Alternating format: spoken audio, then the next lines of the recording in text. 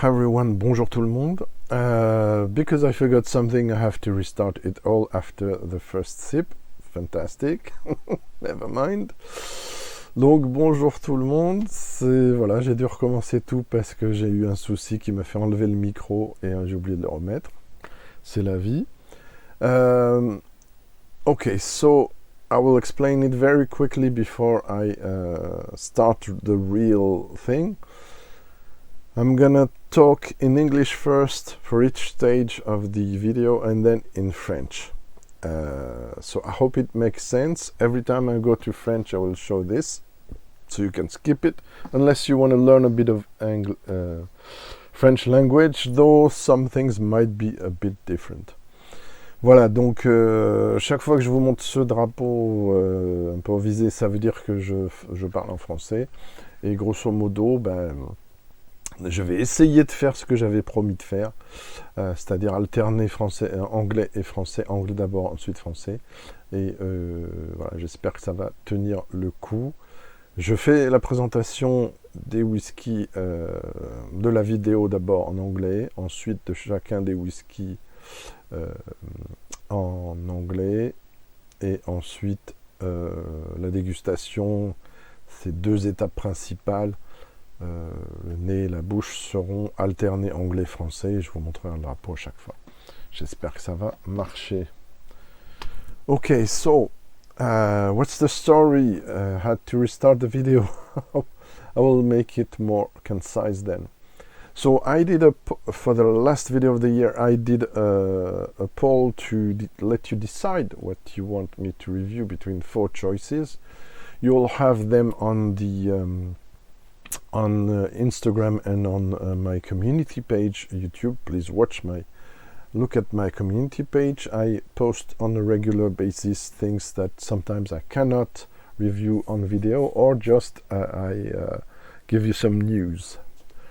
Right, so the winner of the poll on YouTube was not, and I'm sorry, the choice you have here, but because of 3 votes on Instagram, it did change everything. So finally we got the choice of those 3 single malt Scotch of 18 years old, 18 instead of 12, because it was a bit more festive, more celebrating the end of season.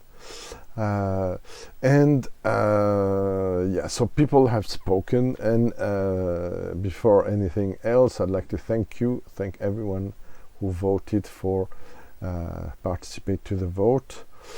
So this is what I'm gonna review for you, but for those who were interested in the other whiskies, which were there were 3 bourbons also, Maker's Mark, Whitford Reserve, and Elijah Craig to go shortly. Also Kulila, 11 years old, Kitten Head, Palo Cortado finish, very nice. I will review it later on. So I will review everything that has been not voted for. Port Charlotte 10, of course, also. You will have chapters in the description for this video to help you. And like I said, I will alternate English and French language at each stage of the video, hoping it makes sense and satisfy the both audience. You will find details about the bottles during the video, but also in the description below the video. Right. So what I'm gonna do, I'm gonna present you first the whiskies, and then I'm gonna taste every whiskey separately. Why did I choose those 3? There are 3 Glen by accident, but also I thought it could be interesting because I haven't reviewed them on video, though I've talked again about each distillery on video already. So I'm not going to be long on the presentation of the distilleries. Just say 2-3 things very quickly. And on a more general point of view, let's say that they are all owned by more or less big groups, big companies. They're all colored, I'm afraid. or at least it's the infos I have. Biggest capacity distillery of the three is Glen Moray with 8.5 million of liters of alcohol per annum. It's La Martiniquaise, French company who owns them, as well as other distilleries and rum distillery. For instance, Glenmorangie is owned by the Glenmorangie PLC group, but this group, which has been a bit restrained lately, has some there's some shares, especially for the ownership, the distribution in France, which is shared between Moet Hennessy, LVMH, let's say, and Diageo. So there are shares about those Glenmorangie and Ardbeg, if you want to know. It's not on the table, but between La Maison, LVMH, Louis Vuitton, Moet Hennessy, who does also champagne and cognac, and Diageo, which I'm sure you all know now. So all those distilleries are from the 19th century, 1843 for Glenmorangie, 1897 from Glen Moray, and 1832 from Glen Scotia. They have been all modernized over the years. I'm not going to go into production except for one or two details along the way. Notably, fermentation time is 52 hours for Glenmorangie and 58 for Glen Moray, but for Glen Scotia it's from 70 to 140, so it's the longest fermentation of the three. That might have an impact on the character, but we will see that.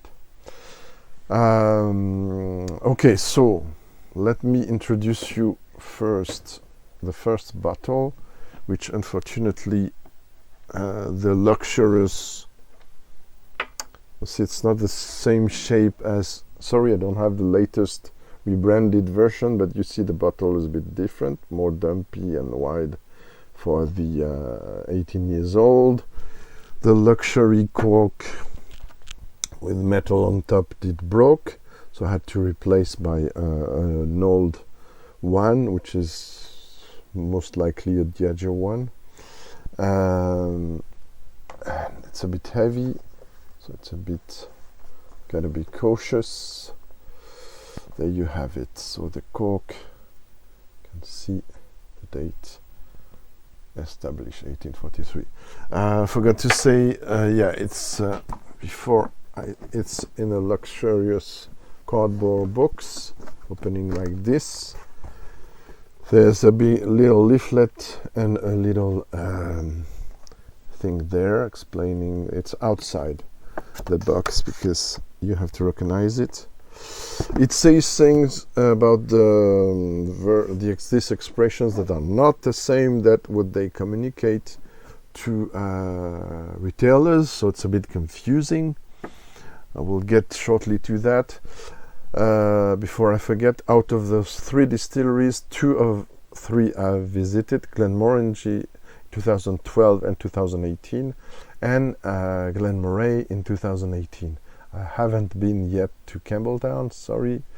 I know it's a shame. So no Glen Scotia, no Springbank and Bilingual, unfortunately. Hope someday. Okay, so about this version, so 2 versions vary. Some say it's 18 years old all the way, and then a few years in Spanish Oloroso or sherry. So American oak, we don't know if it's first fill or refill, same for the sherry. But other versions say there's 30% of the content after 15 years in American oak that goes into Spanish Oloroso sherry, but not all. I've made a video about the statement that's here that's a bit shocking already, so it's demystifying marketing tricks. I think it was the first episode, if not mistaken. You can find it in the list of my videos, in which I don't like the term, but debunked a bit demystify this expression. Extremely rare doesn't apply for me here because it's minimum 1,500 bottles for each market. for our tiny market, France, it's tiny, not so tiny. We're the first consumer of Scotch whiskey. Come on. Not of single malts, it's the United States most of the time, but of blends it's us. But even if this one is no longer, this used to be in Berlin called Jarvie blend, it's no longer in current blend that we can find here, at least in France. It's still the blending industry still held the single malts for most of them, so we got to recognize that. So it's 43% ABV, it's chill filtered most probably, and it's colored. I think, I'm almost sure. Nothing says the contrary nowhere. This is the color. This is almost the same for every bottle in my table, so unfortunately you're gonna be disappointed about that. Price point, it's between today 118 and 125 in France. I bought it in 2013, and it was official price was 75 euros, but I managed to get it for 52. Don't go into details. What else? Highlands. So the tallest stills of Scotland, it was said at the time in 2012, 5 meters 17, if I'm not mistaken. The ex-gin stills. Okay, don't want to go too much again in the production. Yeah, let's go to the French description, and then we're gonna nose it and taste it. Voilà, présentation. Donc je vous ai montré la boîte, un peu façon luxe. C'était à 75 € quand je l'ai acheté, même si j'ai eu une ristourne par un billet très particulier, mais tout à fait légal. Mais aujourd'hui, c'est plutôt 118 à 125 sur le marché français. Qu'est-ce que je peux dire d'autre? Informations contradictoires sur la composition, ou plutôt le temps.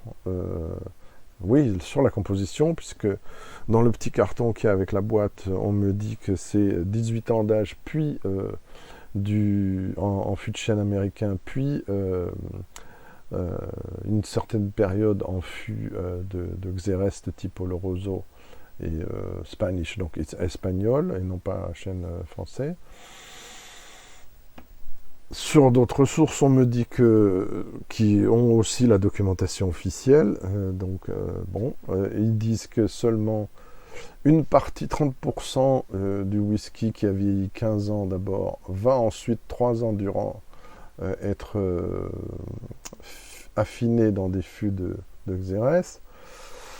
Ça change la donne, donc je ne sais pas, j'ai pas réussi à avoir confirmation. Voilà, donc 18 ans d'âge, vous avez 18 ans d'âge pour les fêtes. Voilà, c'est un 2012, j'ai dégusté des versions plus récentes, sinon j'en parlerai pas trop. C'est aussi pour ça que j'ai écarté, ce que j'ai pas dit dans la version anglaise, c'est pour ça que j'ai écarté de la sélection un whisky qui était plus pertinent que le Glen Scotia dans ce trio, à savoir le Nocando 18 ans, parce que j'ai une bouteille vraiment vieille. Et j'ai pas goûté de 18 ans récent Nocando, alors que c'est le contraire pour les trois.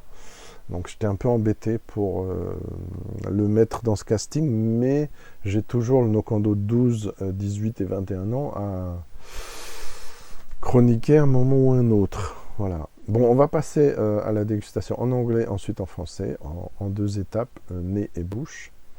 Et après on passera aux autres whisky, j'espère qu'on aura le temps. Okay, so bear with me now in English for the nosing.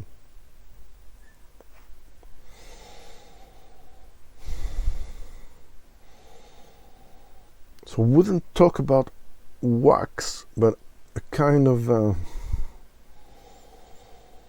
vanilla mixed with very deep oak and almost waxy feel. Everything is melted. This is typically an old Glenmorangie, but there's something, we will see it on the palate, there's almost sweet and silky regarding this distillery, especially in those official expressions.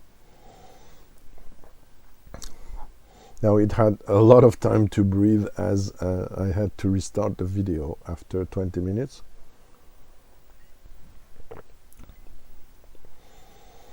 Yeah, so like I said in the previous trial take, you have those typically Glenmorangie notes of kind of dry herbs on the background, but there's a lot of sweetness on the foreground, with vanilla coming from the American oak, of course, sweet spices, and this floral and fruity combo that's very generous in Glenmorangie, even if it's a bit tamed here. Chill filtration 43% doesn't help, but still there's some stuff to eat, if I may say. Yeah, so it's a beautiful, sweet, very calm, very quiet, nothing really exuberant, but a bit heady flowers, the lily in the valley, which is typical from the traditional Glenmorangie style.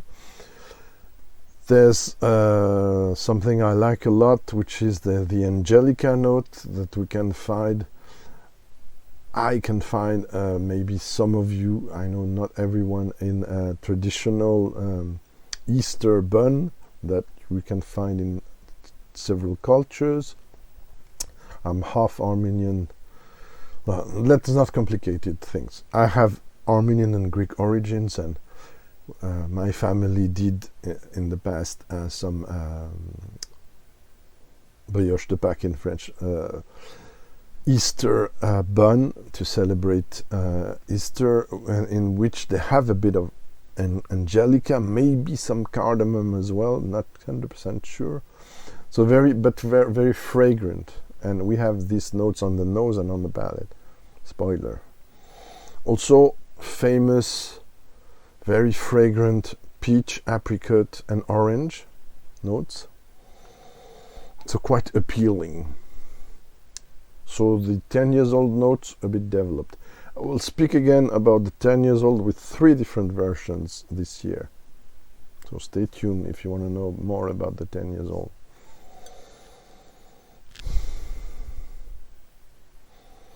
Yeah, so quite seductive, even if a bit tamed nose.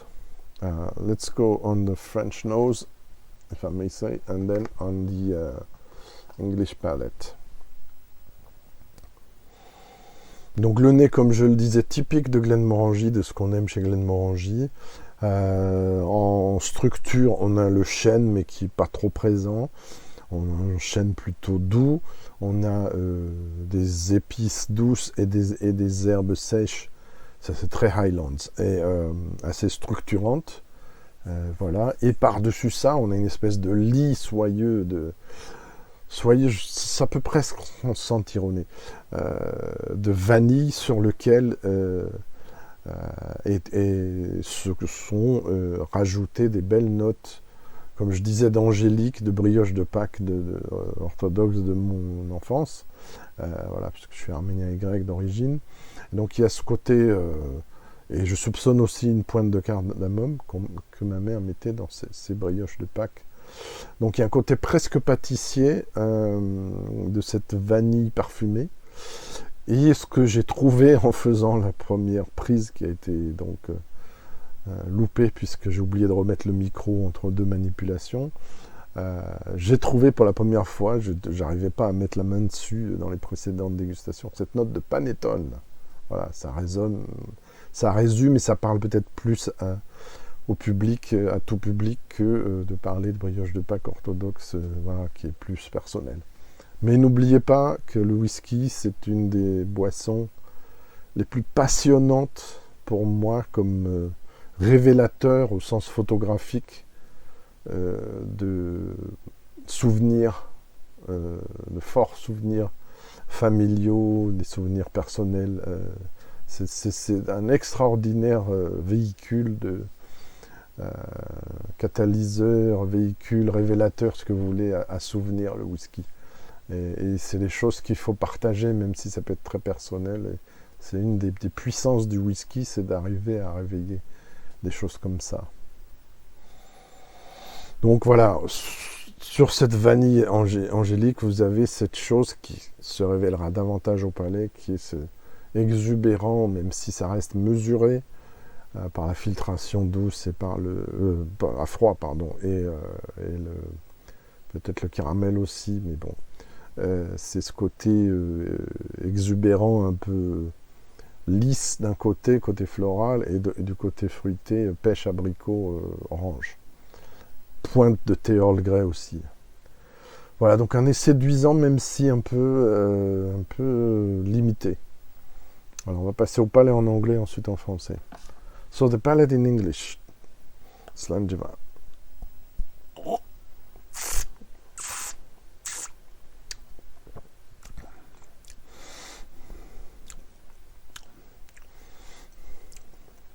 I will say in 2 or 3 times. First, you have the sweet vanilla coming in, a bit pastry notes, and then it still goes on, and then are added both some structural herbal notes and gentle oaky notes and gentle spice. And on top of that, you have the big surprise of the mid palate and a bit in the finish. It's this Irish single pot still note, which I found fantastic, and which always struck me in Glenmorangie, a bit aged Glenmorangie. This is very interesting and very fragrant, and also the blackcurrant bud thing is also something which is shared with some Borderies, Fin Bois, and others cognac when they are unadulterated. I mean, single cask, small batches, with no caramel coloring, no boisé essence of wood, and no sugar, because unfortunately in cognac, not in whiskey, you're allowed to add saccharose brut, aka sugar. Which is a shame, I know, but some markets are requiring them mandatorily, for cognac at least. You cannot go into China export if you don't have caramel coloring. Did you know that? Okay, so second sip neat, and then with water after the French version. Okay, so yeah, you have that. It's a bit disappointing on the finish, which is relatively short, because probably the chill filtration and the ABV, not necessarily only. I think the blender has searched for something close to cognac once again, because it doesn't want too much character. It wants an all-rounder. It's a problem we have sometimes with big production, big companies, which won't push. Also, maybe to their defense, they cannot produce that in a long-term basis with the same amount of exceptionally good casks. So probably they do an average of different flavors to get something that's more or less the same each year. You cannot find exceptional cask each year. You see what I mean? So that's it. But still very good. Is it worth the 125 euros they're asking them now? I don't know. I'm not sure I will put them back. There's some batches that are absolutely beautiful from this pre-2007 era with the same kind of label, but this is still good. I've tried one in a few years before that was almost as the same, so still can recommend them, and the review is still relevant in my opinion. Let's go to the French version and then diluted in English and then in French. Alors, comme je le disais, en bouche, on a les promesses du nez, mais elles sont augmentées, c'est ça le plus grand intérêt, je dirais, avec une attaque sur la vanille, une vanille assez douce, un peu onctueuse, un peu soyeuse, c'est très teinté de notes florales, c'est très typique Glenmorangie. Par exemple, vous avez ça sur le 10, très séduisant, original, 10 ans. Et puis, il y a ce qui est très intéressant en milieu de bouche, vous avez à la fois ce côté structurant avec les herbes sèches, des petites épices douces, rien de vraiment saillant, pointe de gingembre, peut-être poivre gris, poivre noir, mais c'est vraiment très ténu. Et par-dessus ça, vous avez ce très joli, typique bouquet floral, fruité, gentiment épicé, qui combine à la fois angélique, donc brioche de Pâques, et j'ai trouvé tout à l'heure panettone, parce que le panettone, vous avez à la fois ce côté brioché, et puis les oranges et les raisins secs, confits, donc on est dedans. Le côté raisin sec confit vient du xérès, évidemment. Et puis, vous avez l'orange aussi, à mon avis. Et puis, vous avez ce côté pêche abricot et bourgeon de cassis qui donne cette singularité en milieu de bouche, qui finit aussi un petit peu là-dessus, qui fait penser au single pot still irlandais qu'avant on appelait pure pot still. Donc les Redbreast et compagnie. Et je dirais même plutôt que Redbreast, c'est pas trop cassis, mais c'est ce mélange bourgeon de cassis, orange, pêche, abricot. Je dirais plutôt Powers 12 ans. Powers John Lane, moins épicé. On n'est pas très loin. Avec un peu plus de profondeur dû à l'âge. Voilà en gros ce que je peux dire. Donc c'est très joli, c'est un peu timide, un peu frustrant au final.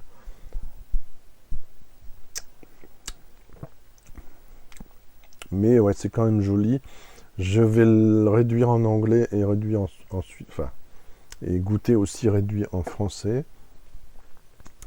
Et on passera au whisky suivant. So in English, with now a few drops of water to see if anything changes.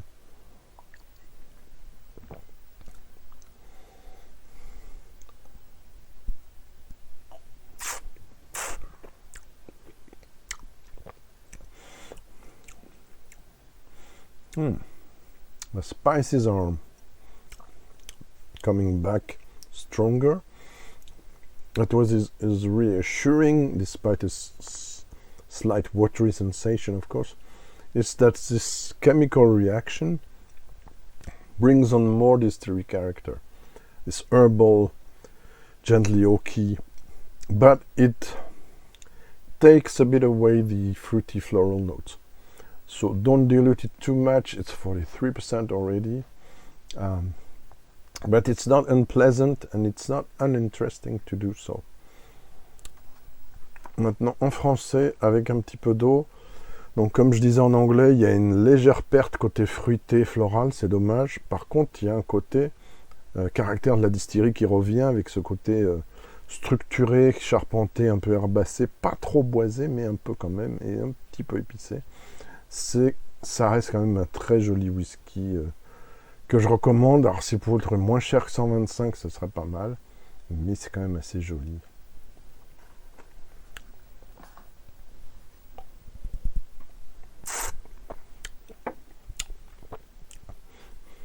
That's a beautiful whiskey. If you want to surprise someone in a blind tasting, and maybe in an Irish blind tasting, put it there, put this between some Scottish ones, Irish ones. Intéressant, si vous voulez faire un test de dégustation à l'aveugle pour des amis, et vous présentez des whiskies irlandais, mettez celui-ci au milieu, et ça pourrait étonner. Voilà. Let's go to Glen Moray, which I visited in 2018, 18 years old. Very bravely non-chill filtered, and very bravely, this is the box, which is a nice, very modest, but still, switches like that. Interesting, nice box. Tasting notes on the back, I almost never read them, especially prior to tastings. First fill American cask, non-chill filtered, but most probably colored. It's a 2017 bottle. Like I said, 47.2. It's Elgin Heritage, so it's car range as well.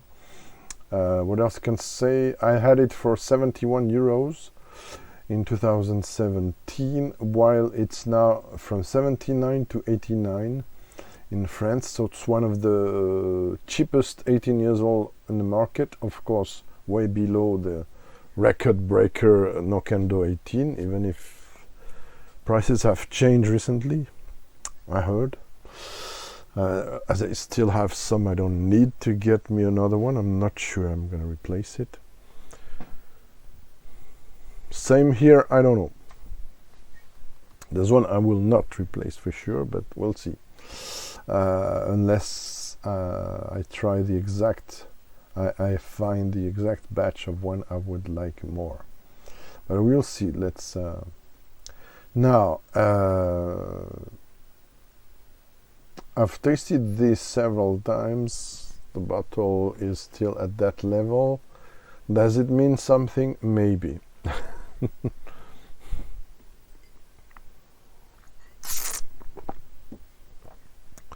Color, like I said, they're all with artificial color, so doesn't make a lot of sense to tell you they're all amber gold color. Viscosity, the first one was not sticking very long. It's the same, almost the same for this. Still some legs sticking in, because it's at least more naturally presented than the other one, but not completely. Let's go on the nose.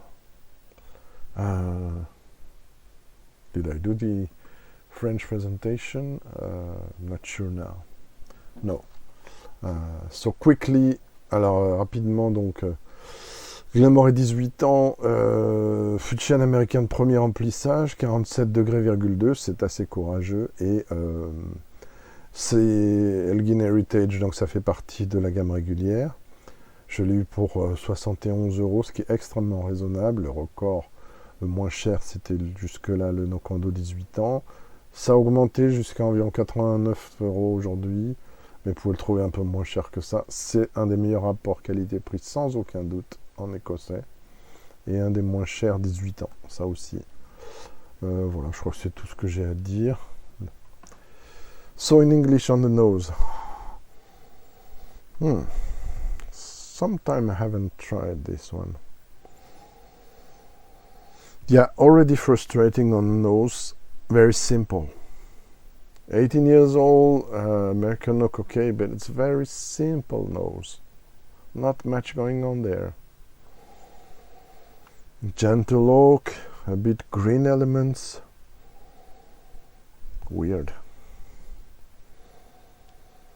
Yeah, almost sour musty oak, that's reminding me a bit, less importantly, fortunately, of one of the first or second release of the 25 years old portwood finish was a catastrophe. There were too musty, even some say fusty, some bad cask reaction to the port. We don't have this here, but almost. There's something not super great about the nose, the oak feel there. Despite it's only, I mean, there's less risk putting ex-bourbon, using ex-bourbon cask than ex-sherry cask. The ex-sherry cask can be sulfury, can be more musty, can have problems, still have some in bourbon, but, so I don't know. The nose has never been pleasant to me, never been interesting nor complex. It's some oak and something off-putting that's not identifiable easily for me. Some green / oaky, weird oak element. Donc, alors, comme je le disais en anglais, le nez n'est pas très intéressant. Il est très simple et il y a une note qui est proche d'être un défaut, que je n'aime pas. y a ce côté presque bouchonné, c'est pas bouchonné, mais c'est pas loin, qui vient du chêne, du fût de chêne, de l'interaction entre du distillé et le fût de chêne. Chose qui avait été catastrophique dans un des premiers lots du 25 ans Portwood, à mon avis. On avait un énorme défaut de fût. Ils l'ont sorti quand même. Donc oui, j'ai des herbes, on sent qu'il y a des épices douces, mais pas beaucoup plus que ça. J'ai aucune note typique des pommes cuites du 12 ans d'âge ou même du Elgin classique, donc c'est assez décevant. Je ne sais pas si c'était comme ça au début, mais ouais, il n'a pas gagné beaucoup. Ok, let's go on the palate. See if it gets better.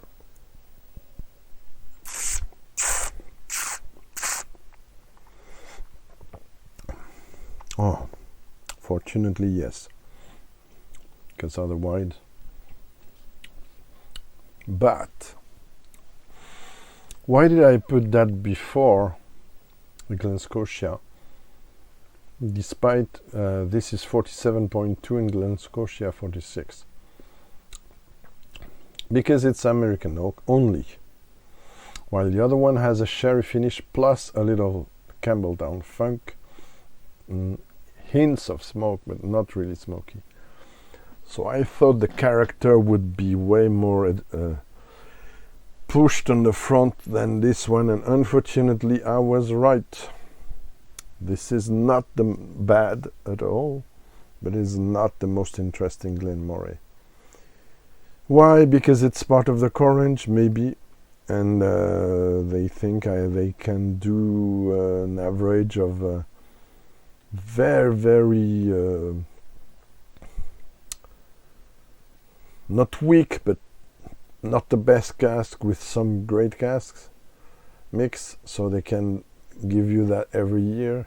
I don't know, but I mean, for me, I have tried a lot of Glen Morays, and even when I did my report about 2018 trip in Scotland, I had the access, thanks to Graham Cool, to a lot of stuff, a lot of casks, samples and stuff all over the place, a lot of different cask types as well. And I mean, for 75 euros, this is way more interesting than that at Glen Moray itself, at the distillery. Some of the distillery exclusives are absolutely stunning. I will talk to you about that again.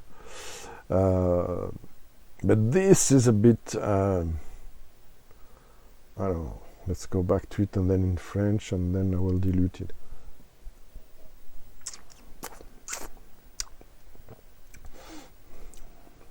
The attack and the mid palate is okay.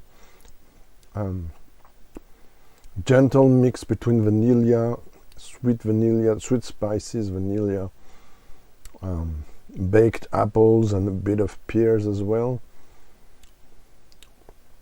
Not really flowery notes, but not much more than that. I mean, I don't even feel the 47.2. This almost comes across at 43 for me. I don't understand. It was a bit more aggressive at the beginning, but also a bit more oaky. Neck pour was more interesting. Again, I often hear about neck pour. Sorry guys, but my place is particular, and the whiskies are not evolving as good as well as they could be, and sometimes the neck pour is the best of the bottle. Sorry, not always, of course, but I don't know, in that case it's not very exciting. Let's go to the French version, and then we'll see if some water awakes the beast or not. Donc au palais, sans dilution.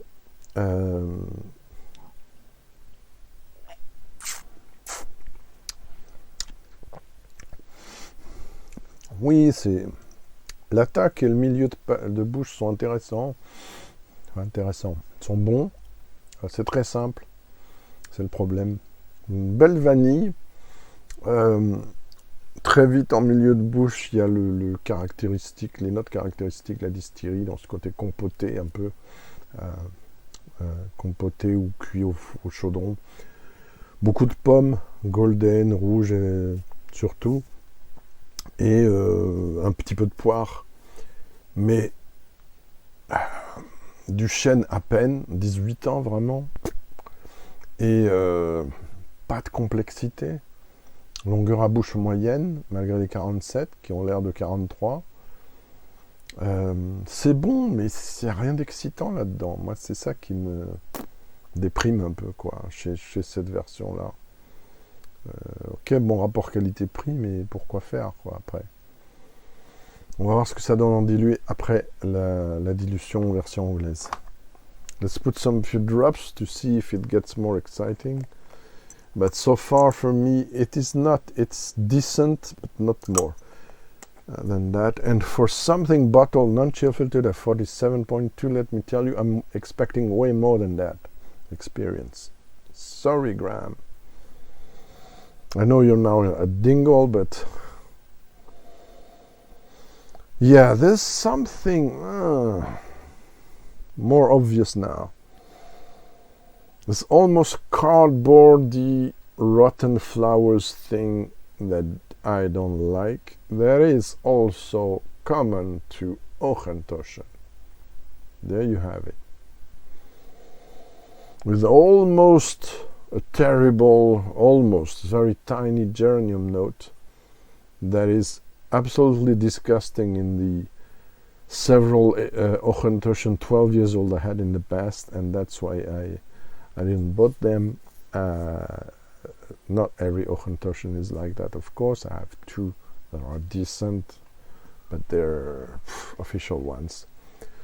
The best Ochentoschen I tried, sorry for the digression, were 18 years old from 1978 and 21 years old official ones. Beautiful. Voilà.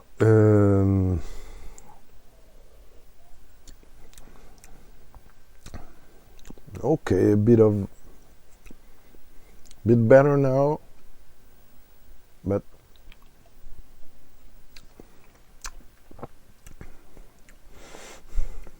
second sip is better. More spices though. Allez, on va en français. Si ça peut tenir sans faire de la pub. Marc, c'est très bien Azéolabé pour un petit rhume, 99% naturel. Pub gratuite. Donc voilà. Glen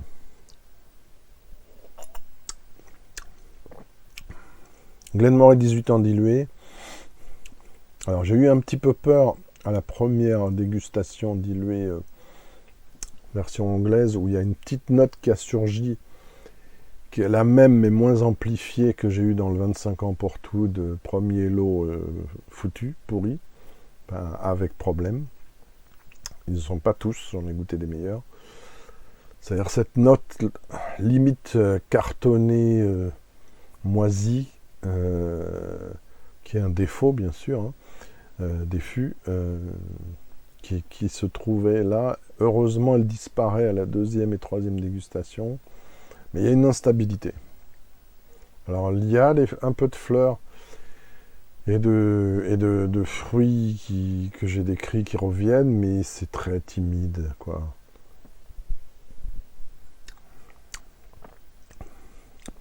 C'est joli, c'est un peu instable. C'est joli, un petit surgissement d'épices en finale. Mais pour qu'un truc à 47,2 non filtré à froid, 18 ans d'âge, merde, j'attendais plus de complexité, désolé. Donc si vous voulez quelque chose de sympa, mais sans plus, oui, ouais. Mais bon, voilà, un petit peu décevant. Pas désagréable, mais voilà, c'est pas les grands soirs. Bon whisky, mais pas les grands soirs. De là, vous le conseillez, je sais pas. C'est plus de la frime, les 47,2 et la non-filtration à froid, que vraiment de l'efficacité pour moi. Je reste très partagé.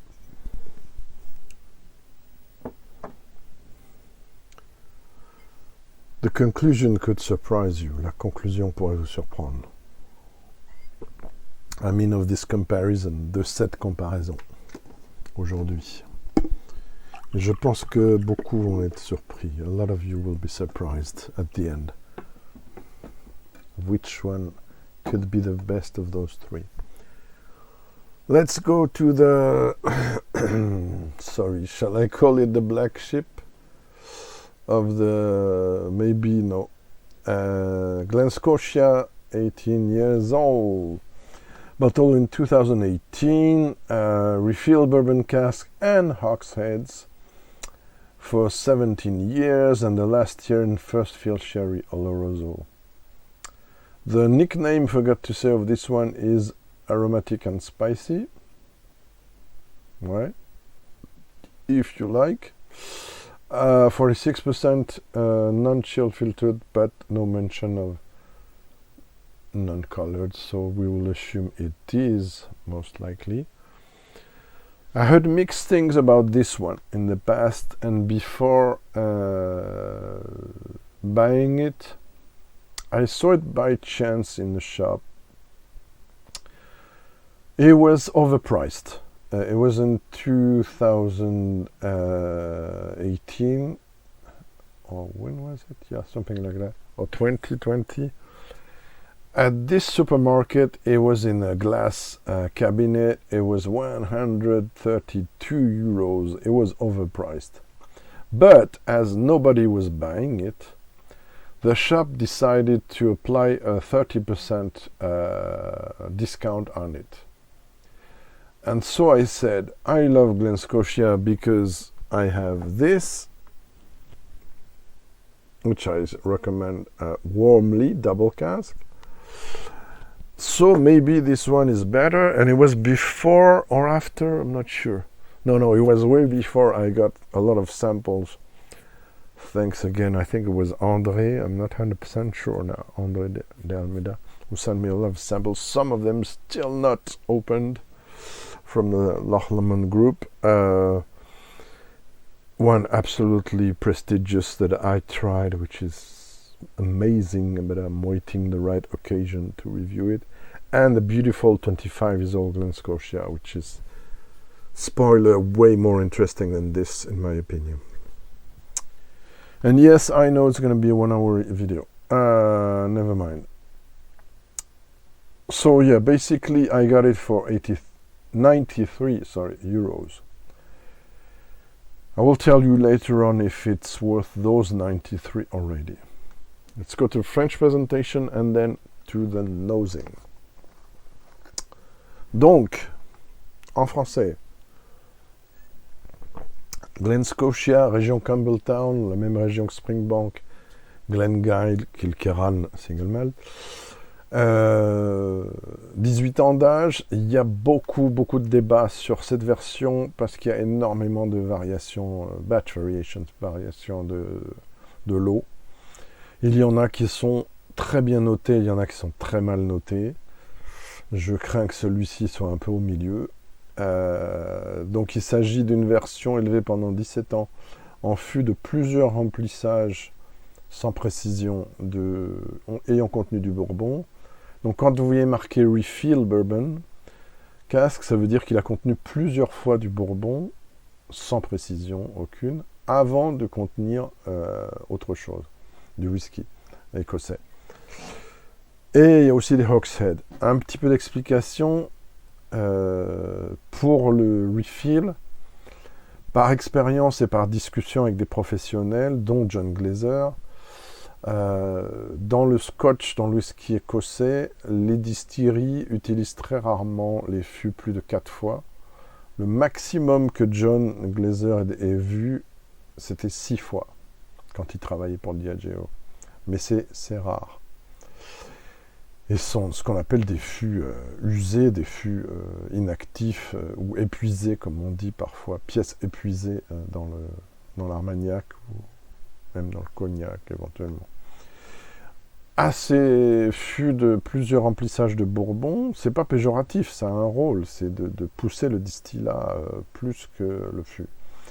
S'y ajoute des hogsheads qui sont des fûts originellement de Bourbon, mais ça peut être aussi du sherry. Reconstitués, qu'est-ce que ça veut dire reconstituer? Ça veut dire que ce sont des fûts qui étaient abîmés, une ou deux ou trois ou plus des douelles étaient abîmées, donc on leur a substitué des douelles neuves. Est-ce qu'on a appliqué derrière un traitement de chauffe, de toastage d'un côté et de chauffe de l'autre, plus ou moins brutal et plus ou moins poussé? On n'en sait rien. Voilà. Donc là, nous étions dans le Speyside avec Glen Moray. Là, on va plus à l'ouest, à Campbelltown avec Glen Scotia. On va voir ce que ça donne. On est à 46% non filtré à froid, probablement coloré. Je vais goûter en anglais d'abord pur, et ensuite goûter en français pur, et ensuite diluer anglais et français. Okay, last one again, amber, deeper maybe. Legs are sticking way longer than the two others, despite the previous one was also chill filtered, but I don't know. Maybe there's more fatty oils in there, I suspect. Okay, on the nose.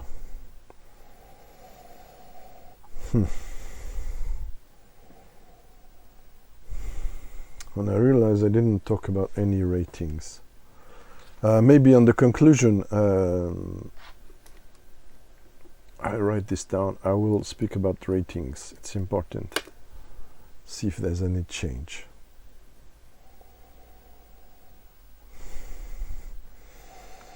The nose is mixed bag. On one hand, there's a beautiful, bit funky, not really peated, floral, herbal, fruity combo, and a bit of green elements that also is typical of Glen Scotia. But on the other hand, there's something slightly sour coming in, which evokes, and fruity, which evokes the sherry, and Oloroso, I don't know. Yeah, a bit, but not the Oloroso I like. So I'm torn between liking it and not really liking it on the nose. Some dark fruits in there, ripe fruits, licorice. I don't know if I wrote something else.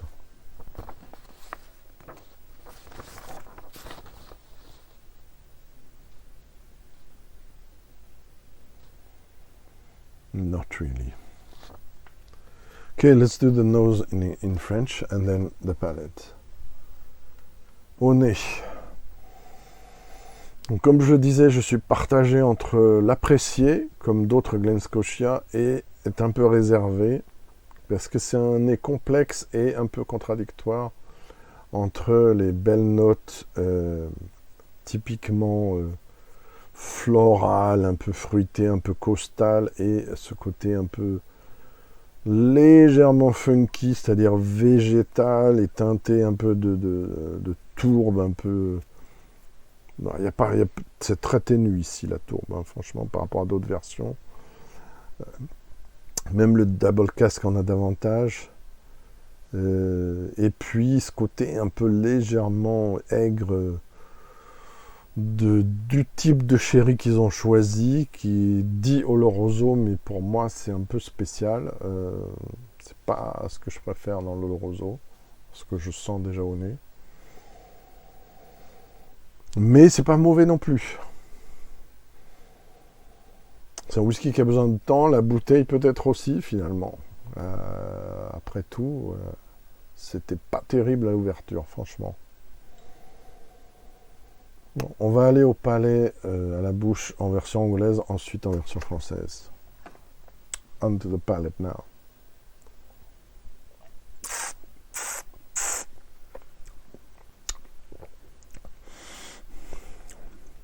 Oh no.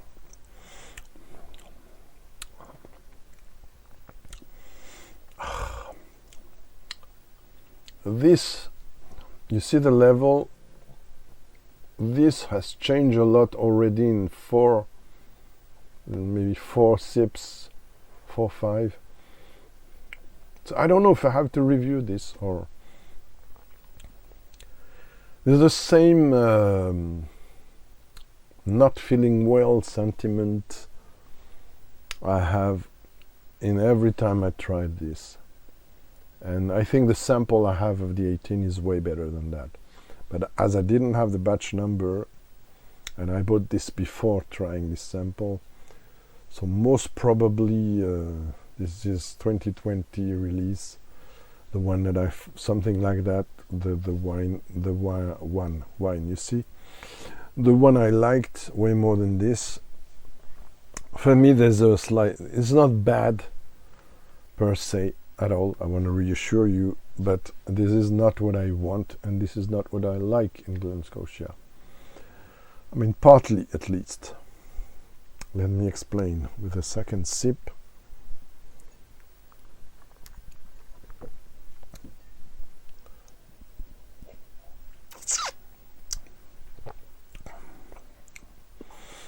Okay, you have what I told you on the nose.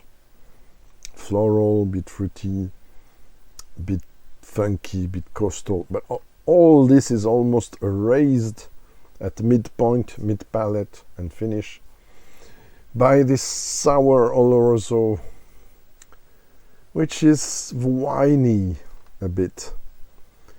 According to different tasting I had with the bottle, neck pour was awfully winey. Second one less winey but still winey. Third one was almost not winey. This one comes back again with some winey notes. Very oxidative, very... It's not the worst in that, but for Glen Scotia I was expecting more, and even for 18 years old I was expecting more. For 93 euros I was expecting more. Let's be honest. It's a disappointment. Okay, now second sip before I diluted after the French palate reaction.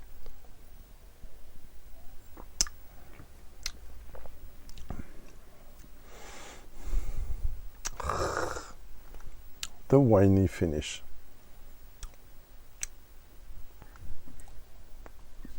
So, okay, I will give you my conclusion after that, after the dilution, which I fear, to be honest.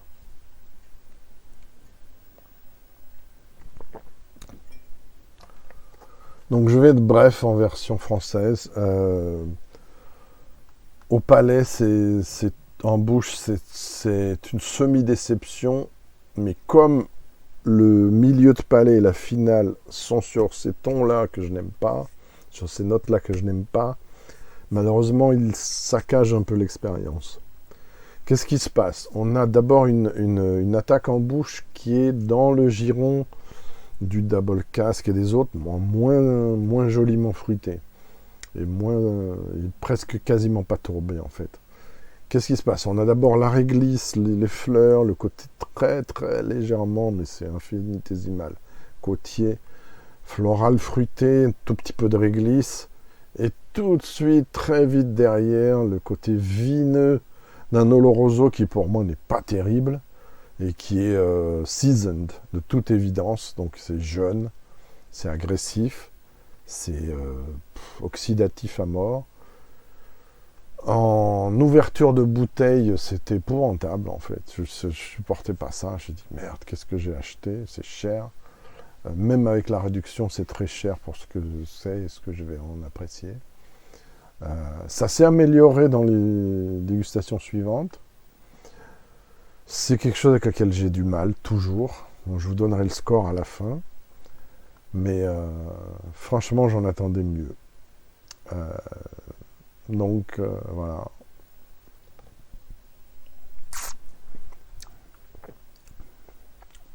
Ouais. Bon.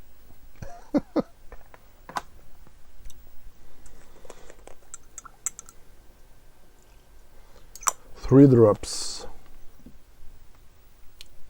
after. not the time to wait too much.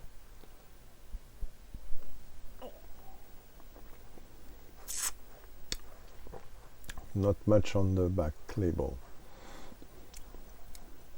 This is not better.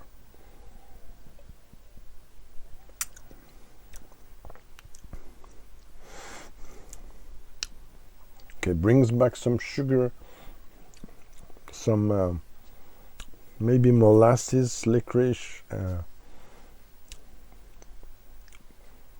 but yeah, a bit some nice herbs and flowers, but you also have this spit winey thing.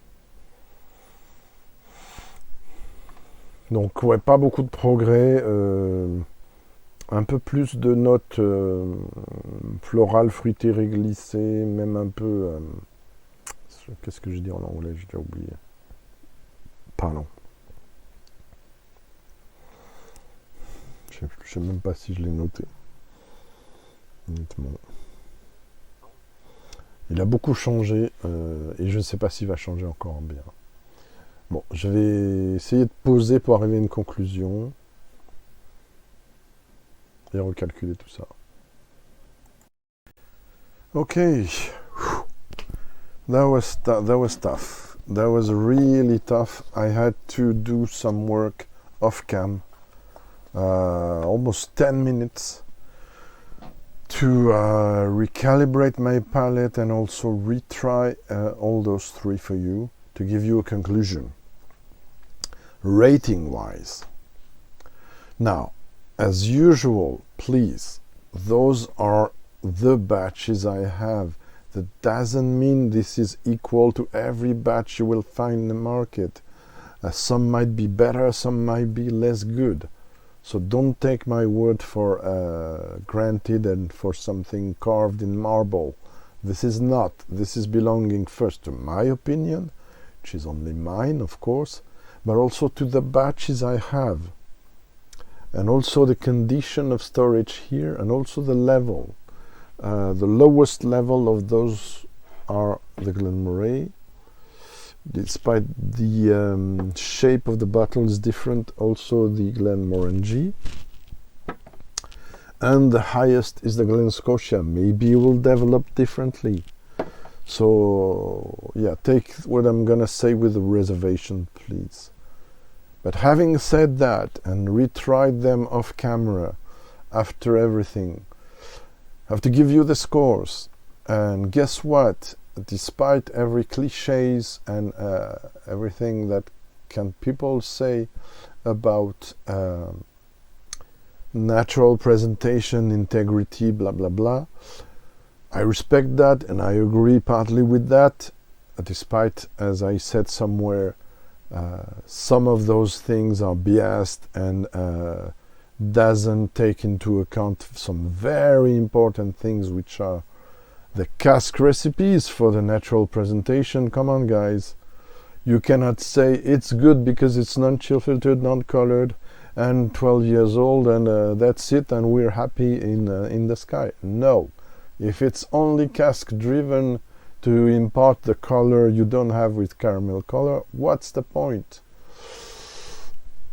Just a tiny rant. So, Glenmorangie, guess what? Lowest ABV, but it gets the highest score, 90.5 out of 100. Yes, why? Because the mid palate is beautiful despite all my reservations, and opens the territory to other types of whiskey than Scotch single malts. Haha, surprise. Glen Moray, 18 years old, on the paper should have been the best of those two for some people because it's 47.2 non-chill filtered. Guess what? It's number 2 on the rating because it's not enough interesting cask wise. Probably the distillate is beautiful. I tried it, very young.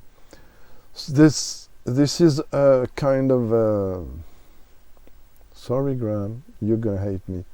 This is some kind of lazy commercial mass market 18 years old produced. Why lazy? Because the combination of cask is okay decent, good, but there's nothing standing out. There's not enough complex. So why bother really with that, to be honest? Now, if you fancy something nice with a nice box to offer to someone who is not a super connoisseur but likes Glen Moray, it will do the job. But I'm expecting more from them because I know they can be stellar. Now, the weakest of the game today, with 78 points, which are still generous, in my opinion, 8 points out of 100 for something that's sold between 99 and 175 euros here in France. Currently, no way. This is not worth the money, and even the half of the money. At least, my batch, 2018, bottled 20 February 2018. This day, someone did decide to bottle this, and for me, he was wrong, because it was not bad, but it was not good enough. Sorry. There you have it, my conclusion. Thanks for watching, and I'm going to do the French version, don't worry. And yeah, love you all, and thanks for your support. See you next year, or maybe with a surprise before, we'll see. And see you soon. Bye bye. La version française de la conclusion. Oui, c'est très long. Mais j'ai promis et je le fais. Voilà, j'ai redégusté ces whisky hors caméra pour vous donner un score avec mon barème qui est sur mon site, hein, vous le savez sûrement. Vous pouvez trouver sur mon site internet, tant qu'il marche, même s'il est en sommeil. Je mets plus grand chose dessus, je mets tout sur Instagram et YouTube depuis 2021, fin 2021. À part quelques correctifs et avertissements. Voilà, j'ai retesté ces 3 whiskies hors caméra en regardant mes notes, le chiffrage précédent, en essayant de le recalibrer au plus honnête possible par rapport à mon propre système de notation qui n'est pas celui de tout le monde. Il est souvent un petit peu plus généreux. Pourquoi ? Parce que, et c'est compliqué de le changer, j'aimerais beaucoup le changer, mais c'est trop tard, vu les 4000 plus dégustations que j'ai faites à ce jour, parce qu'il y a 9 critères, dont 8 sur 10 points et 1 sur 20 points, et celui sur 20 points aurait dû sauter depuis longtemps, mais bon voilà. C'est le facteur plaisir, le facteur ultra subjectif. Les autres le sont aussi, mais c'est le plus subjectif de tous. C'est le plaisir à prendre quand on déguste tel ou tel whisky. Et ça impacte beaucoup la note. Et vous allez voir que là, c'est pas une surprise. Et qu'on va aller au-delà des clichés, d'après les clichés courants et même, la communauté YouTube et tout ce qui est à la mode de dire, c'est-à-dire un whisky non filtré à froid, non coloré, un whisky filtré à froid, coloré et à moins de 46%, c'est de la merde en gros pour certains. Ce n'est pas vrai, ça dépend. Il y a des choses splendides à 40 degrés, 40% d'alcool, et il y a des choses épouvantables à 60 et sans filtration aucune. Bon, ça c'est mon expérience qui vous le dit, vous n'êtes pas obligé de me le croire, testez vous-même. Le Glenmorangie 18 ans, eh bien figurez-vous, c'est le pourcentage d'alcool le plus faible, et pourtant c'est le meilleur des 3, en rapport, pas forcément qualité-prix, mais en rapport expérience-prix, on va dire. Prix où je l'ai eu, c'est sûr que c'est le vainqueur, parce qu'à 52 €, c'est même pas la peine, je veux dire, j'aurais pu en avoir 2, j'aurais su, j'en aurais pris 2. Pour ce prix-là, aujourd'hui à 118 ou 125, c'est borderline quand même. Pas sûr de vous le conseiller. Par contre, si vous connaissez quelqu'un qui ne jure pas en absolu pour ces choses ultra, c'est 46 machin, ça sera un beau cadeau. Et surtout si c'est quelqu'un qui aime aussi les whisky irlandais, il appréciera beaucoup le Glenmorangie 18. Moi je lui ai mis 90,5 sur 100. Voilà, ça veut dire ce que ça veut dire. Ça veut dire que cette exubérance en milieu de palais, un peu Irish, irlandaise, elle est vraiment superbe et elle mérite vraiment cette note, même s'il y a des côtés frustrants. Le Glen Moray, il est beaucoup plus frustrant parce que je sais ce qu'ils peuvent faire et même à l'époque, qui le faisait, personnellement, que je connaissais, et je suis déçu parce que comme ça fait partie de la gamme régulière, peut-être là est l'explication, il y a des Glen Moray magnifiques dans ma collection aussi, notés beaucoup plus fort. Il arrive qu'à 86,5 sur 100, à savoir tout ce qui est au-dessus de 81, c'est une bonne note pour mon barème. 86,5, c'est une note très honorable, très bien. Honnêtement, vu que c'est vendu entre 79 et 89 euros, pour quelque chose comme ça, ça les vaut quand même. Si vous voulez offrir quelque chose, le coffret est sympa à quelqu'un, bon, c'est une bonne idée. Je ne sais pas au niveau des variations de l'eau ce que ça donne, s'il y en a des meilleurs. Ce que je trouve ici dommage, c'est que malgré les 47,2, la non-filtration et tout ça, le profil est trop simple. Le profil est presque le même que le 12 ans, mais en simplifié, juste quelques degrés de plus, ça suffit pas pour moi à en faire un beau 18 ans, un très beau 18 ans. C'est un bon 18 ans sans plus, c'est plat, ça manque de complexité, vraiment. C'est dommage, il y avait un gros potentiel, la distillerie est très bien, avec ça, si vous n'avez pas beaucoup de budget, c'est un joli cadeau. Déjà à 40 degrés, c'est un très bon rapport qualité-prix. Glen Scotia, oubliez le 18 ans, en tout cas le lot que j'ai, prenez ça, double casque, et ça sera 10 fois meilleur. J'exagère un peu, mais j'en ai goûté des très bons, notamment autour de l'année 2020, mais alors 2018, j'ai eu des échos derrière, je ne suis pas le seul à dire que c'est pas terrible. C'est pas mauvais non plus, mais cette finition en fût d'Oloroso, pour moi, fut une erreur monumentale. Surtout des fûts avinés, donc seasoned, comme on dit en anglais. Donc on sent que c'est une courte période, c'est vachement oxydatif. C'est Oloroso, mais putain, c'est vraiment pas le meilleur Oloroso. Je veux dire, en plus, je viens de goûter les échantillons censés être potentiellement dégradés d'il y a 10 ans. 9 ans, 10 ans, des Millstone 12 ans Oloroso, je veux dire, je crois que je l'ai noté de mémoire 96,5, mon échantillon. Avec de l'Oloroso, ce qu'ils appliquent un peu la Solera chez Millstone, Zuidam Distillers, je veux dire, la qualité, c'est monstrueusement 10 fois meilleur que ça, quoi. Je veux dire, ils mettent un truc 12 ans dans des fûts qui ont 3-4 décennies, à ce que j'ai compris. Dans des vrais bodegas de Jerez, ça rigole pas du tout. Avec qui ils ont des contrats depuis des décennies aussi. Je veux dire, c'est du sérieux, ça n'a rien à voir, quoi.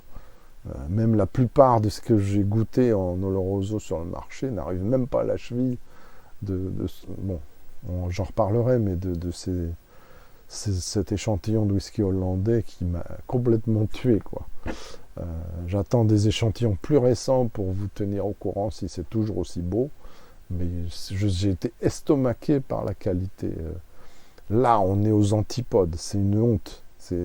Pour Glen Scotia, qui est une distillerie superbe, qui fait de très belles choses, et j'ai des beaux whiskies de chez eux, vraiment non.